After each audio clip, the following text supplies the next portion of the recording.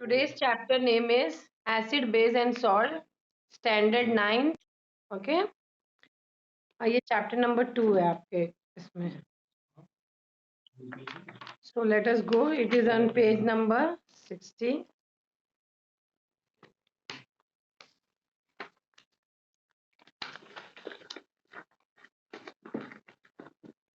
आपको तो पता ही है कि बहुत सारे एक लार्ज नंबर ऑफ कंपाउंड्स बनते हैं और इतने सारे एलिमेंट्स भी डिस्कवर हुए हैं. यस और नो? और बहुत सारे एलिमेंट्स के कॉम्बिनेशन से क्या बनता है? बहुत सारे एलिमेंट्स के कॉम्बिनेशन से क्या बनता है? Can you hear me? अब सही है. Where will I write? Here.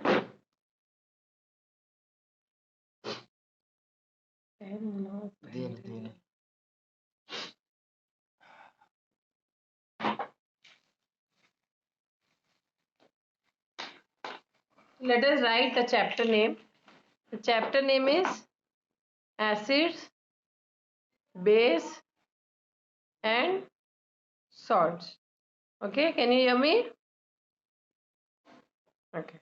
तो आप जैसे मैंने कहा there are large number of compounds और सारे compounds जो बनते हैं बेसिकली कैसे बनते हैं? 2 or more elements combine करके क्या बनते हैं? 2 or more elements combine करके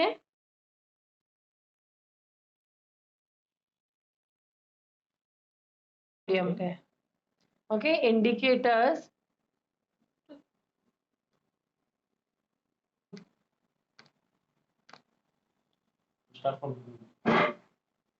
again I am starting the chapter.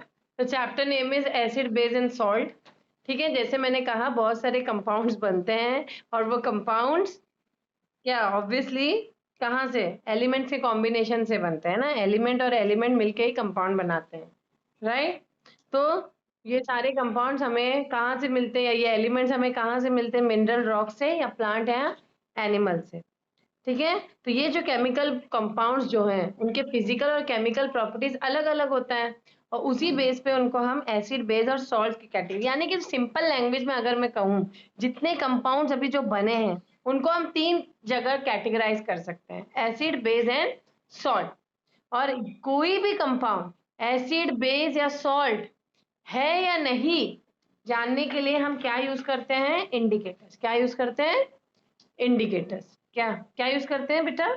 Indicator. तो इंडिकेटर एक डाई होता है जो कलर चेंज करता है अपना एसिडिक और बेसिक मीडियम में डिफरेंटली.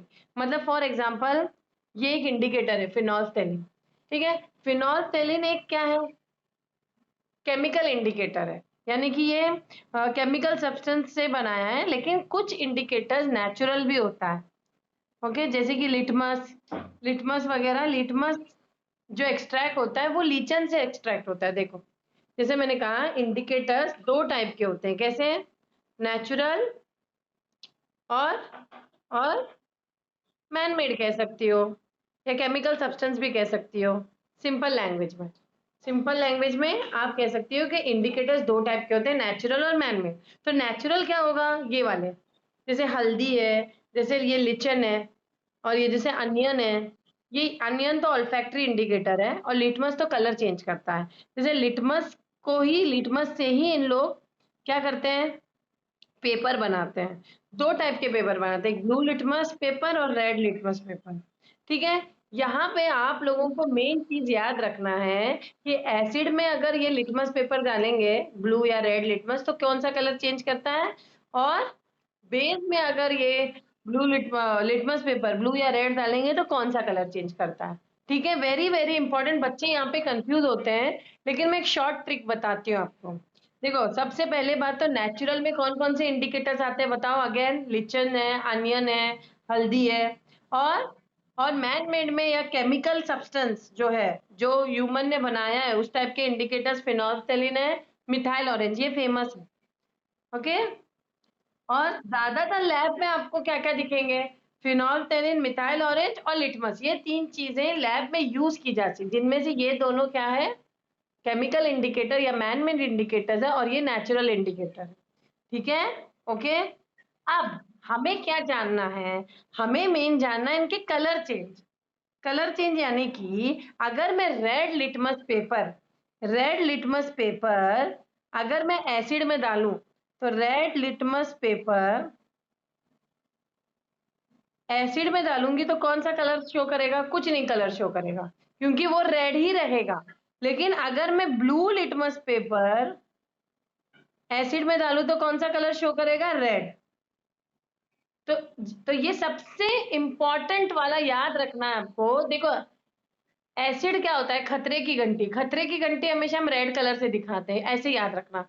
तो ब्लू लिटमस पेपर अगर हम एसिड में डालेंगे तो वो ब्लू लिटमस पेपर धीरे धीरे कौन से कलर में बदलेगा? रेड। तो अगर हम रेड लिटमस पेपर बेस में डालेंगे तो कौन सा कलर बदलेगा? बेस में अगर मैं रेड लिटमस पेपर डालूंगी तो वो ब्लू में चेंज होगा। तो बेस्ट एग्जांपल क्या है पता है? याद रखने के लिए सबसे बेस्ट एग्जांपल अगर मैं आपको दूं तो याद रखना कि रेड लिटमस पेपर एसिड में कौन सा कलर शो करता है? रेड ही रहता है। लेकिन ब्लू लिटमस पेपर एसिड में कौन सा कलर शो करता है? रेड। ठीक है। अब वही चीज बेस से करो। रेड लिटमस पेपर बेस में क्या करता है? ब्लू कलर में टर्न चेंज होता है। कलर चेंज क्या है? ब्लू। और ब्लू लिटमस पेपर एसिड में ब्लू ही रहता है। तो मेन याद क्या करना है आपको? एसिड में ब्लू लिटमस पेपर रेड हो जाता है और बेस में रेड लिटमस पेपर ब्लू हो जाता है। अब याद कैसे करें मैम? कंफ्यूज हो सकते हैं। कंफ्यूज होना नहीं, एक तो एक्सपेरिमेंट करके देख लो। मैम ने आपको एक्सपेरिमेंट स्कूल में बताया होगा ये वाला। कुछ नहीं करना है आप लोग को। रेड इसमें पेपर किसी एसिड एसिड देखो बहुत सारे एसिड, कुछ एसिड्स के नाम बताओ।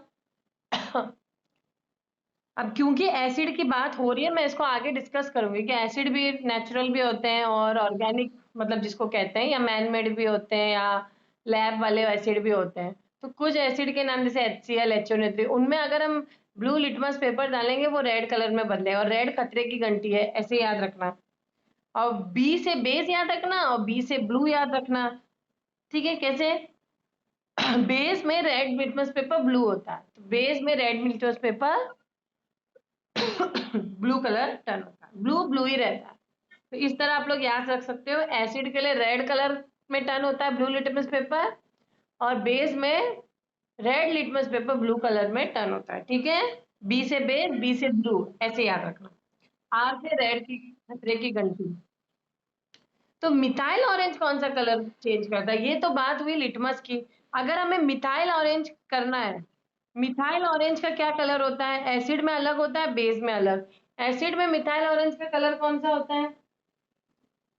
मिथाइल ऑरेंज रेड कलर देता है विथ एसिड। और बेस में मिथाइल ऑरेंज येलो कलर देता है। क्या देता है? सब कलर्स याद करने पड़ेंगे आपको। Yellow colour. ओके। उसी तरह नेक्स्ट क्या है? फिनोल्फथैलीन। मैंने कहा मेन आपको यही याद करना है। तो मेन है फिनॉल, नेक्स्ट है फिनोल्फथैलीन। मेरी स्केच पेन खत्म हो गई। फिनोल्फथैलीन मैं पूरा लिख नहीं रही है। फिनोल्फथैलीन एसिड में कौन सा कलर चेंज करता है? कलरलेस रहता है। क्या रहता है? कलरलेस। और बेस में पिंक हो जाता है। ठीक है? I hope you have understood this table. Okay. ये कलर चेंज वाला एसिड और बेस का कलर चेंज वाला टेबल है। और यही देखो ऑर्गेनिक, इसमें ऑल्फैक्टरी वाला अनियन है। अनियन क्या करता है पता है? अनियन को अगर आप स्मेल चेंज करता है एसिड और बेस में। जैसे अगर फॉर एग्जांपल वनीला या अनियन एक्सट्रैक्ट अगर बेस में एक अलग तरीके के स्मेल देंगे, बेस में अलग तरीके के स्मेल देंगे। ओके। लेकिन लेकिन इनके जो कैरेक्टरिस्टिक स्मेल है, जो एक्चुअली अनियन की स्मेल है, वो बेस में बदल जाता है। एसिड में वैसे ही रहता है, लेकिन बेस में इन लोग की स्मेल बदल जाती है। क्योंकि बात स्मेल की हो रही है, तो स्मेल किससे रिलेटेड है? ऑल्फैक्टरी वर्ड से रिलेटेड है ना। तो इसीलिए इन लोगों को किस टाइप के इंडिकेटर्स बोलते हैं? वेनिला को या ऑनियन एक्सट्रैक्ट को हम ऑल्फैक्टरी इंडिकेटर्स बोलते हैं। क्या बोलते हैं? अब नेक्स्ट है एसिड। देखो बेटा, एसिड क्या होता है? देखो, पहले हम लोग एसिड को पढ़ेंगे, फिर हम लोग बेस को पढ़ेंगे, फिर हम लोग difference between acid and base पढ़ेंगे। Difference between acid and base. तो एसिड्स क्या है? एसिड्स वो सब्सटेंस होते हैं। देखो, एसिड का मतलब ही एक ग्रीक वर्ड से आया है जिसका मतलब होता है सार। एसिडस मतलब सार। ओके। एसिडस एक लैटिन, सॉरी ग्रीक वर्ड नहीं, लैटिन वर्ड से आया है। लैटिन वर्ड से आया है जिसका मतलब है, एसिडस लैटिन वर्ड है जिसका मतलब है सार। तो तुम अगर आपने नोटिस किया होगा कि कुछ एसिड को अगर आपने टेस्ट किया, नेचुरल एसिड बताओ जो आपने टेस्ट किए हैं, जैसे नींबू, जैसे लेमन, ओके, जैसे सिट्रस फ्रूट्स या इमली या टमाटर, इन सब में एसिड है। और सबके एसिड के नाम अलग अलग है, वो मैं बताऊंगी, लेकिन ये सब ऑर्गेनिक और वीक एसिड है। यानी कि अगर हम इसको कंज्यूम करें तो हम लोगों को हार्म नहीं होगा, हार्म नहीं होगा। लेकिन लेकिन बहुत से ऐसे एसिड्स होते हैं जो अगर हम कंज्यूम करेंगे, जो केमिकल एसिड्स होते हैं, उन उससे हार्म हो जाएगा। तो क्योंकि मैंने बात कही ऑर्गेनिक एसिड की, तो ऑर्गेनिक एसिड्स क्या होते हैं? ओके। और इन सबको आपने नोटिस किया होगा, सबका टेस्ट कैसा है? खट्टा है ना, खारसार है कि नहीं? ये सुनो। तो क्योंकि अब मैं ऑर्गेनिक एसिड की बात कर रही हूँ, ऑर्गेनिक एसिड वो होते हैं जो produce by plants and animals. Organic acids वो होते हैं, the acids produced by plants and animal. Acids produced by plants and animal. Example except hydrochloric acid. तो हाइड्रोक्लोरिक एसिड नहीं प्रोड्यूस होता है प्लांट्स एनिमल, हाइड्रोक्लोरिक हो या HNO3, इनऑर्गेनिक एसिड्स है वो लोग। ओके, इनको हम नेचुरल एसिड्स भी बोलते हैं। यहाँ पे बेस्ट एग्जांपल है acetic acid, formic acid, citric acid. ठीक है। इमली में होता है टार्ट्रिक एसिड। ठीक है। और जितने सिट्रस फ्रूट्स होते हैं उसमें होता है सिट्रिक एसिड। और टोमेटोज वगैरह में ऑक्सैलिक एसिड होता है। और लैक्टिक एसिड दही में होता है या दूध में भी होता है। एस्कॉर्बिक एसिड भी सिट्रस फ्रूट्स में होता है। और ब्लैक करेंट्स नहीं मिलते का, ब्लैक करेंट फ्रूट्स। ओके। तो इन सबके जो एसिड्स और उसके नाम, जैसे एनिमल फैट में भी एसिड होता है। एनिमल, ये टेबल है, ये टेबल बहुत इंपॉर्टेंट है, इसका आप स्क्रीनशॉट ले सकते हैं। तो क्या, एनिमल फैट जो होता है उसमें स्टेरिक एसिड होता है, यूरिन में यूरिक एसिड होता है, बटर में ब्यूट्रिक एसिड होता है, प्रोटीन्स में एमिनो एसिड्स होते हैं, एप्पल्स में मैलिक एसिड होता है, ऑलिव ऑयल में ओलिक एसिड होता है, बेंज और गम बेंजोइन जो होता है उसमें बेंजोइक एसिड। तो ये कुछ ऑर्गेनिक एसिड्स हैं और उनके सोर्सेज हैं। ऑर्गेनिक एसिड्स और उसके सोर्सेज होते हैं। और कुछ एनिमल्स, कुछ एनिमल्स क्या करते हैं पता है? अपने डिफेंस के लिए, जैसे समझो ये एंट ने काटा मुझे तो ये लाल हो गया, तो एंट के काटने से लाइक, खैर ये एंट ने नहीं काटा मुझे, लेकिन एक बात मैं बता रही हूँ कि एंट जब भी काटते हैं, एंड्स जब भी बाइट करते हैं वहां पे एसिड छोड़ते हैं, तभी तो वहां पे हमें एंड बाइट्स के निशान दिखते हैं ना, क्योंकि वो स्मॉल अमाउंट ऑफ क्या उसमें छोड़ते हैं? Formic acid. ओके। ये सुनो, मैंने कहा कि ह्यूमन भी एसिड प्रोड्यूस करते हैं, ये भी मैंने बात कही थी अभी। एंड्स की तो बात कर ही दी कि एंड्स चलो अपने एनिमीज से बचने के लिए एसिड अपने मुंह से निकाल देते हैं। ठीक है। जिससे हम, वजह से हमें स्वेलिंग वगैरह आ जाती है। ठीक है। उसी तरह हमारे पेट के अंदर भी कौन सा एसिड होता है? हमारे पेट के अंदर कौन सा एसिड होता है? Hydrochloric acid. हाइड्रोक्लोरिक एसिड, देखो फॉर्मिक एसिड किसके किसके अंदर होते हैं? एंड्स के अंदर। Hydrochloric acid produce in the stomach. Okay, वो क्या करता है? हमारे खाने को ब्रेक डाउन करने में हेल्प करता है, मतलब कॉम्प्लेक्स फूड से सिंपल फूड करने में हेल्प करता है। और सेकेंडली किस चीज में हेल्प करता है? वो जैसे कोई भी जर्म्स वगैरह, देखो आप लोग को इतना लॉजिक होना चाहिए कि कि हम एसिड्स वगैरह कहाँ डालते हैं? बाथरूम में ना, क्लीन करने के लिए। तो उसी तरह पेट का नेचुरल क्लींजर कौन है? HCl। ठीक है, वो सारे जर्म्स को मार देता है। ओके। लेकिन HCl भले हमारे पेट के अंदर है, लेकिन वो एक ऑर्गेनिक एसिड के कैटेगरी में नहीं आएगा, इसलिए मैंने पहले ही बता दिया था। भले वो हमारे पेट में है, लेकिन वो ऑर्गेनिक एसिड के कैटेगरी में नहीं आएगा। ओके। डन बेटा, ये पार्ट समझ में आया आपको? ओके। अब हम नेक्स्ट जाते हैं।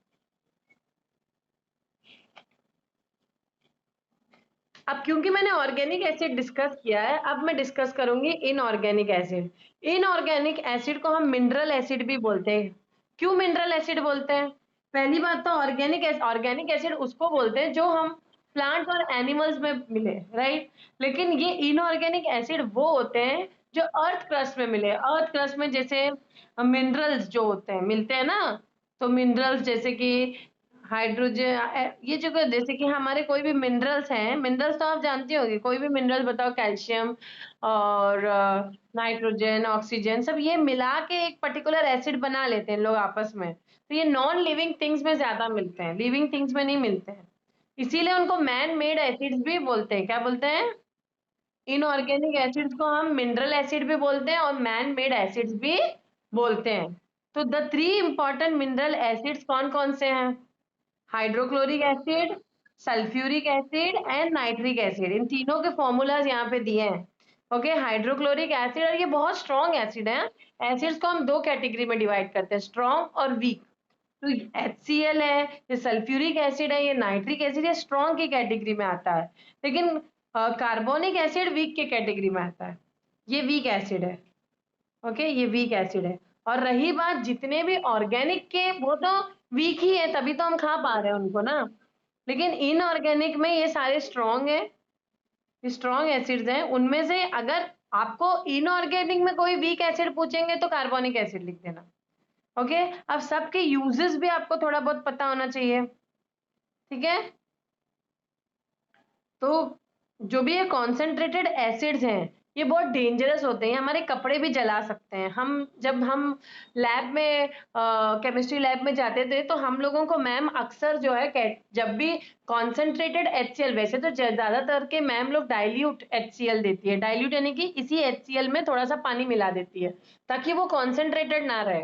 कॉन्सेंट्रेटेड यानी कि pure form of acid HCl, या प्योर फॉर्म ऑफ किसी चीज का। तो जो ये प्योर फॉर्म ऑफ एसिड है, अगर हमारे बदन पे गिर जाए तो बस फिर वो हम लोग को जला देती है। एक तरीके से हमारे बदन से इस तरीके से हालत हो जाती है, पानी खींच लेती है ना। कोई चीज जली है, मेरा जला हुआ है, स्किन है ना, यहाँ मुझे आग, मतलब गैस का वो कुछ लग गया था। तो पॉइंट क्या है क्या, ये तो गैस का लगा है, लेकिन अगर आप एसिड भी डालो तो वो आपके बदन से मॉइस्चर खींच लेता है। क्या खींच लेता है? मॉइस्चर, पानी खींच लेता है, डिहाइड्रेट कर देता है। तो एसिड का मेन काम क्या है? इसीलिए ना स्किन कैसे हो जाती है, बिना पानी वाली स्किन, एकदम मुरझाई सी, जली सी नहीं। किसी के ऊपर एसिड गिरा हुआ है, देखा है आपने? मैंने देखा तो नहीं होगा, लेकिन वैसे वाले पेशेंट को आपने नेट वगैरह इंटरनेट पे देखा होगा, राइट। कैसे स्किन एकदम पानी खींच लेते हैं ना, ठीक है। तो इसीलिए उसको हम डाइल्यूट करने के लिए उसमें पानी, डिस्टिल्ड वाटर, एकदम प्लेन वाटर, कॉन्सेंट्रेटेड एसिड में अगर हम पानी मिलाएंगे तो क्या बन जाता है? मैंने कहा कॉन्सेंट्रेटेड एसिड में पानी मिलाने से क्या होता है? Very good. कॉन्सेंट्रेटेड एसिड में अगर हम वाटर मिलाएंगे तो वो डाइल्यूट हो जाता है। डाइल्यूट, आज मेरा पेन ही नहीं चल रहा है। एसिड, डाइल्यूट एसिड बनता है। समझ में आया? कॉन्सेंट्रेटेड और डाइल्यूट का मतलब समझ में आया? Very good, very very good.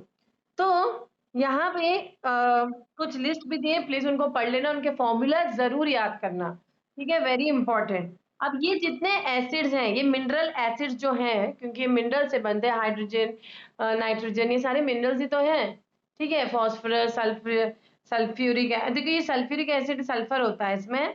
और ये जो सल्फ्यूरिक एसिड होता है, इसको हम कहते हैं king of chemicals, very important. King of chemicals कौन है? Sulphuric acid. बेसिकली ये इंडस्ट्रीज में एज ए रॉ मटेरियल बहुत यूज होता है, ठीक है। और इन्वर्टर्स, कार्स के बैटरीज में बहुत यूज होता है। उसी तरह हाइड्रोक्लोरिक एसिड कहाँ यूज होता है? अभी अभी मैंने कहा था आपको, हाइड्रोक्लोरिक एसिड नेचुरली तो हमारे ह्यूमन के पेट में मिलता है, ठीक है। वहां पे वो खाना ब्रेक डाउन करने और जर्म्स मारने के हेल्प करता है। लेकिन मैंने कहा था कि HCl या एसिड हम अपने घरों में भी यूज करते हैं। क्यों क्यों यूज करते हैं? अभी तो मैंने बताया था, क्लीनिंग टॉयलेट्स, ओके, और किचन सिंक्स वगैरह। आपने ये फोटो तो देखा ही होगा, या इन चीजों को अपने घर में देखा ही होगा। क्या? इंपॉर्टेंट मिनरल एसिड, ये देखो HCl वगैरह, nitric acid, citric acid, okay, और ये फिनाइल वगैरह वो भी इन एसिड HCl से बनता है, ठीक है। तो बेसिकली और भी एसिड्स होते हैं, जैसे कार्बोनिक एसिड, मैंने अभी अभी कहा था कि कार्बोनिक एसिड एक वीक एसिड है, तभी तो हम उसको पी पा रहे हैं, और it is use in Fiji and soft drinks. तो सॉफ्ट ड्रिंक में कौन सा एसिड यूज होता है? Very very important. भले वो एक मिनरल एसिड है, लेकिन हम उसको कंज्यूम कर सकते हैं, क्यों? क्योंकि वो एक वीक एसिड है, वो एक वीक एसिड है, वीक एसिड है, इसीलिए उसको हम किसमें ये मिलते हैं? अभी मैंने बताया था फिजी सॉफ्ट ड्रिंक्स में। तो nitric acid is use in cleaning of gold and silver ornaments, समझे, क्लीन करने में। और food grade phosphoric acid is use to acidified foods and beverages, जैसे कि colas, to provide a tangy and sour taste. तो जो foods होते हैं उनमें हम थोड़ा सा एसिड मिला दें ताकि टेंगी टेस्ट आ जाए, है ना, विनेगर वगैरह। विनेगर तो खैर नेचुरल है, लेकिन ऐसे ये वाले एसिड्स भी, मिनरल एसिड्स भी हम अपने फूड ग्रेड जैसे फॉस्फोरिक एसिड हम यूज कर लेते फूड वाले ग्रेड का। ओके, तो फूड को एसिडिफाई करने, उसको टैंगी टेस्ट देने के लिए। तो एक साइंटिस्ट थे आर्हेनस, इन 1884 इन्होंने एसिड्स को पढ़ा और इन्होंने एक थियरी डेवलप की, और उस थियरी का नाम था आर्हेनस थियरी। और आर्हेनस ने बेसिकली सबसे पहले एसिड को कैसे डिफाइन किया? उन्होंने डिफाइन किया कि एसिड्स आर दो सब्सटेंस विच कंटेन,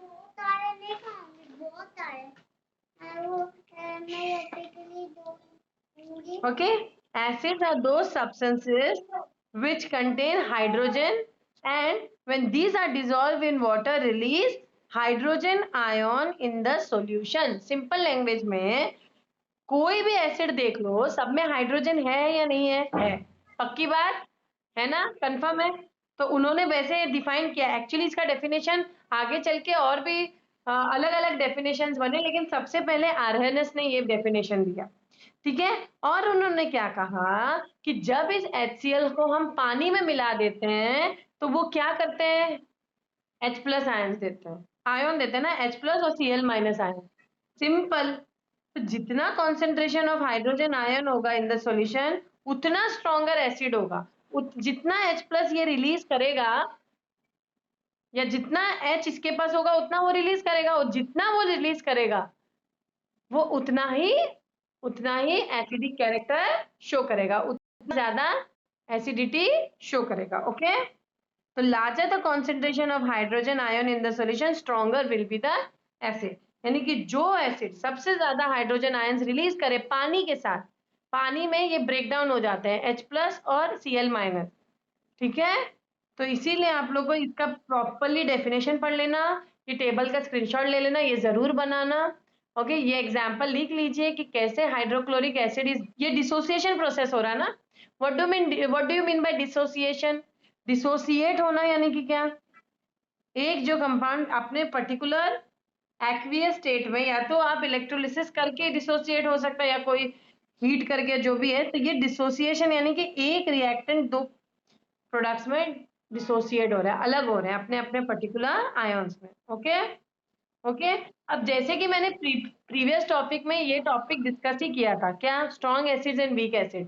तो ये टॉपिक फिर से इन्होंने डिटेल में दिया है कि ऑल द एसिड जेन,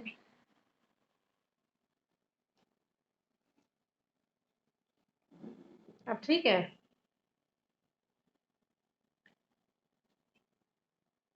अच्छा, screen, strong acid and weak acid. तो जैसे मैंने कहा, सारे एसिड स्ट्रॉन्ग और वीक एसिड में कैटेगराइज करते हैं। और एसिड्स कौन होते हैं? जो ब्लू लिटमस पेपर को रेड में टर्न करें, या आर्हेनस का डेफिनेशन दे दो, एसिड वो होते हैं जो हाइड्रोजन कंटेन करते हैं, और जब उनको पानी में डिसॉल्व करते हैं तो वो H+ आयंस रिलीज करते हैं, ठीक है। ये बात तो आपको पता होनी चाहिए। और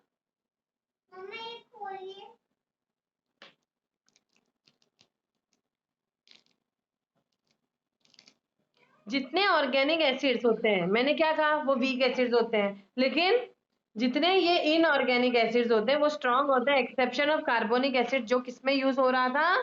फिजी सॉफ्ट ड्रिंक्स में। ये याद रखना है आप लोग को। यहाँ पे एक एक्टिविटी भी दिया गया है, यहाँ पे 10 सैंपल दिए गए हैं फ्रूट एक्सट्रैक्ट्स के, ओके 10 टेस्ट ट्यूब में। तो 5 ml ऑफ ईच सैंपल अलग अलग टेस्ट ट्यूब में रखा गया है। ओके फिर इन्होंने सब टेस्ट ट्यूब में इन्होंने क्या फ्यू ड्रॉप्स ऑफ क्या डाल दिया, ब्लू लिटमस सोल्यूशन। तो कलर चेंज क्या होगा, ब्लू लिटमस पेपर कौन से कलर में चेंज होगा, जो भी अगर इन जितने फ्रूट एक्सट्रैक्ट्स में अगर एसिडिक कंटेंट है, जिस में एसिडिक कंटेंट होगा वो टेस्ट ट्यूब का जो कलर है वो ब्लू से कौन से कलर में चेंज होगा, लिटमस पेपर अगर हम ब्लू डालें तो वो रेड में टर्न होगा। ठीक है, इस सैंपल सॉल्यूशन में लेमन जूस थे, लाइम वाटर था, तो ये एक्सपेरिमेंट आप घर में भी कर सकते हो। ओके अब डाइल्यूट एसिड का भी एक अलग से टॉपिक बन गया यहाँ पे। तो यहाँ पे जैसे मैंने कहा, हम एसिड जब पूरा प्योर फॉर्म में होता है उसको हम कॉन्सेंट्रेटेड कहते हैं, और जैसे उसमें हम पानी मिलाते हैं, mixing N acid with water, क्या बन जाता है, डाइल्यूट एसिड बन जाता है।